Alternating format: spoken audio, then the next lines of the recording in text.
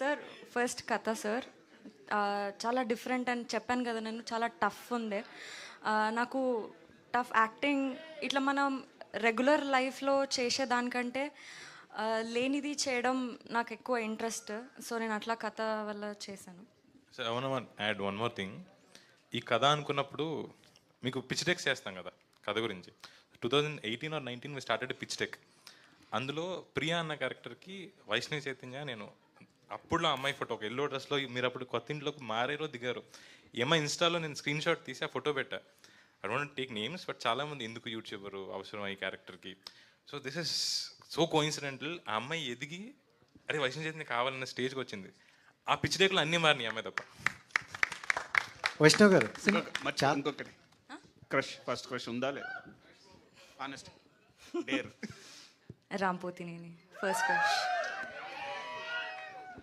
హన్షిత గారికి కూడా first crush Rampur. Simran గారు ఎలా ఉన్నారు?